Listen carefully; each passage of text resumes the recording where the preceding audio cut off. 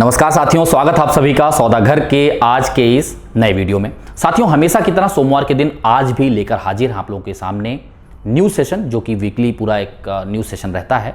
और कल के दिन हम लोग लगातार यानी कि मंगलवार के दिन ले आते हैं सवाल जवाब का एपिसोड, जिसमें होते हैं आपके सवाल और सौदा घर के जवाब। यदि प्रॉपर्टी खरीदने से पहले आपके मन में कोई भी दुविधा है तो आप हमें कमेंट सेक्शन में लिख के जरूर बताएं। और यदि आप इन पर्सन कंसल्टेशन लेना चाहते हैं, कुछ समस्याएं आ रही हैं, तो हमने क्वेरी कंसर्न फॉर्म का लिंक डिस्क्रिप्शन में डाल रखा है, उसे प्रेस करिए और अपनी समस्या हम तक पहुंचाइए। कोशिश रहेगी कि आपको इन पर्सन कंसल्टेशन दिया जाए। चलिए इस न्यूज़ सेशन की शुरुआत करते हैं। यदि आपको वीडियो पसंद आए तो लाइक शेयर करने के साथ साथ अपने चैनल सौदा घर को सब्सक्राइब जरूर करें। इससे आपको तमाम जानकारियां मिलेंगी और हमें मिलेगा आपका प्रोत्साहन और आशीर्वाद। तो साथियों, पहले खबर की तरफ बढ़ें।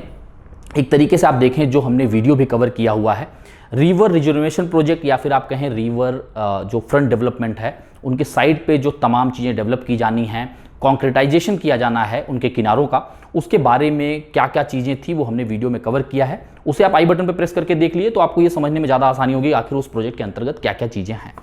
अब इसमें जो तमाम एनवायरमेंटलिस्ट हैं और जो तमाम एक्टिविस्ट हैं, जो कि एक तरीके से पर्यावरण से किसी न किसी तरीके से जुड़े हुए हैं या फिर पुणे को ग्रीन और हरा भरा देखना चाहते हैं, उन लोगों का लगातार प्रोटेस्ट इस प्रोजेक्ट को लेकर चालू है। उसका सबसे बड़ा कारण क्या है? अगर किनारों को कॉन्क्रिटाइज कर दिया जाएगा तो एक तरीके से जो एक काफ़ी हार्ड रॉक है पुणे में, वहाँ पे जो ग्राउंड वाटर रिचार्ज होता है उसमें कमी आएगी। साथ ही साथ फ्लडिंग की सिचुएशन हो सकती है। और इसके अलावा यह भी आशंका जताई जा रही है कि जब बरसात के अलावा बाकी समय पे वहाँ पे वाटर लॉगिंग होगा, स्टैग्नेंट वाटर होगा, इससे तमाम तरह की बीमारियाँ, बदबू, ये सब फैलेंगी। और इसी चीज़ को चलते हुए कहीं ना कहीं जो है ये स्टेप उठाया गया है कि किसी भी तरीके से ये सब सिचुएशन आगे सीवियर ना हो सके, इस प्रोजेक्ट को रोका जाए। और कई संस्थाओं ने इस पे एक तरीके से स्टे भी लगा दिया। उसके बावजूद ये प्रोटेस्ट लोगों का जो प्रोटेस्ट कर रहे हैं उनका ये कहना है कि इसके बावजूद भी इस प्रोजेक्ट को रोका नहीं गया है, इस पे काम चालू है। और अब जो ये लोग प्रोटेस्ट कर रहे हैं, जो एनवायरमेंटलिस्ट हैं, ये लोग रुख करना चाहते हैं एनजीटी का, नेशनल ग्रीन ट्रिब्यूनल का, कि आखिर इन सब चीज़ों की अनदेखी क्यों की जा रही है। क्योंकि जिस तरीके से भूगोल जो पुणे का है, यहाँ पे ग्राउंड वाटर रिचार्ज होना इंपॉर्टेंट है। और ग्राउंड वाटर रिचार्ज क्यों इंपॉर्टेंट है, इसे भी थोड़ा समझ लीजिए। अभी अगर आप देखें, मानसून पुणे में जो रेन है ये डिले हो चुका है। और डिले होने की वजह से क्या समस्या आ रही है? डिले होने की वजह से सबसे बड़ी समस्या आ रही है कि बहुत सारे जो बोरवेल हैं वो सूख चुके हैं, पानी कहीं दूर से लाए जा रहे हैं।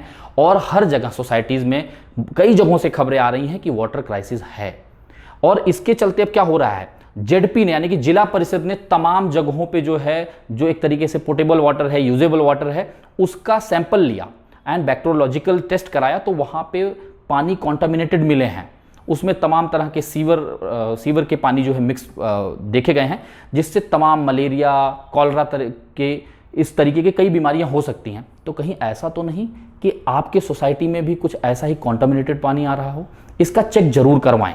और ये सिर्फ ऐसा नहीं कि पुणे जिले के किसी दूर इलाकों में ही ऐसा हुआ है, हवेली तालुका में भी ये चीज़ें आई हैं। जो पुणे सिटी का हिस्सा है और पुणे के जो तमाम हिस्से हैं वो हवेली तालुका के अंतर्गत फैले हुए हैं, और यहाँ पे भी ऐसे कॉन्टामिनेटेड सैंपल मिले हैं। तो कहीं ना कहीं ये काफ़ी ध्यान देने वाली और इस पर सतर्कता बरतने वाली चीज़ें हैं। तो अपने सोसाइटी में जो भी पानी आ रहा है उसे कृपा करके टेस्ट जरूर कराइए। और पानी का दुरुपयोग जितना कम से कम हो, पानी का सिर्फ सदुपयोग करिए। क्योंकि पूरी तरीके से जो पुणे का पॉपुलेशन है वो रेन वाटर पे ही आधारित रहता है। अगर पानी जो है किसी साल मान लीजिए अगर कम बरसता है तो आने वाले समय पे सिचुएशन वर्स हो सकती है। आगे चलते हैं साथियों, लगातार प्रॉपर्टी के रेडी रेकनर रेट बढ़े हैं। रेडी रेकनर रेट बढ़ने के साथ साथ अगर आप देखें तो मेट्रो सेस भी बढ़ा है। अभी मेट्रो सेस क्या है?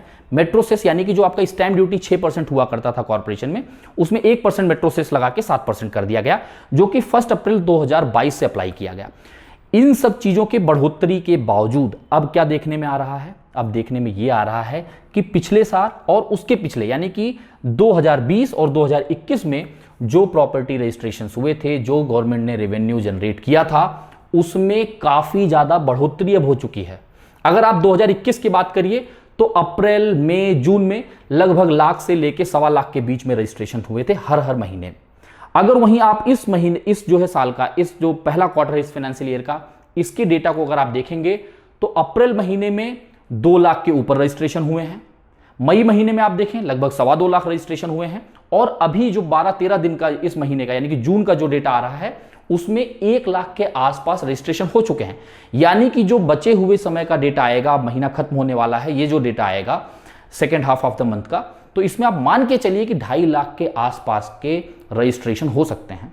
यानी कि आपका स्टैंप ड्यूटी बढ़ने से, जो मेट्रो सेस बढ़ा उससे स्टैंप ड्यूटी आपका बढ़ा, रेडी रेकनर रेट के बढ़ने के बावजूद भी लोग प्रॉपर्टी खरीदने में अपना रुख दिखा रहे हैं।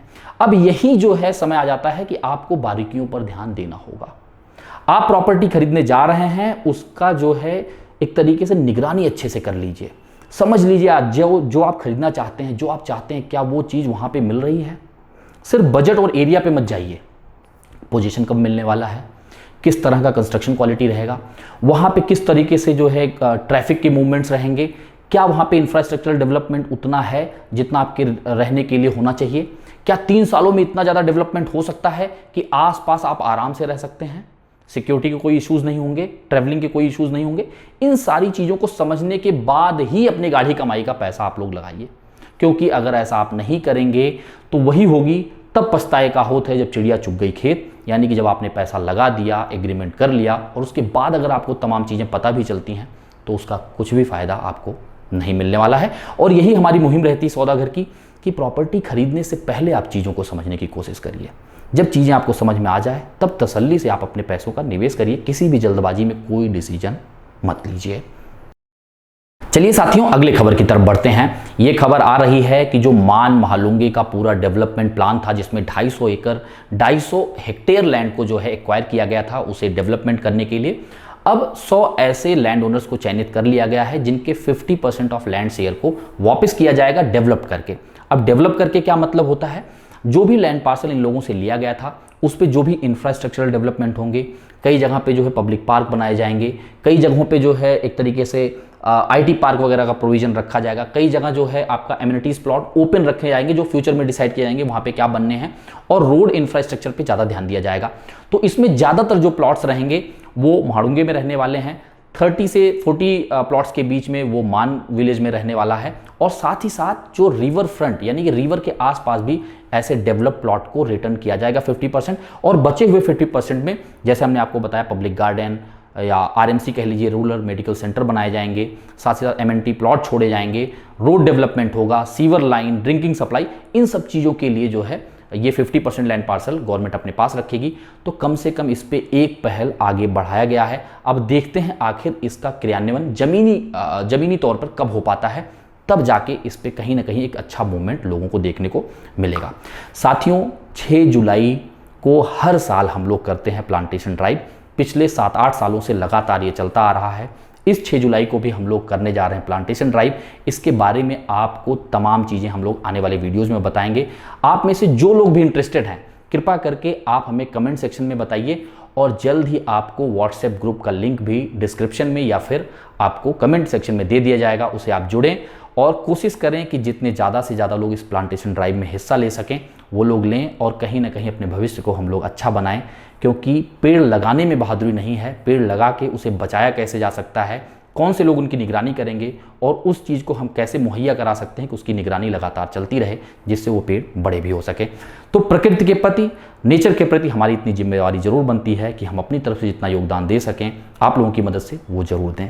जल्द मिलेंगे साथियों एक नए वीडियो के साथ, एक नई जानकारी के साथ। तब तक के लिए धन्यवाद, नमस्कार।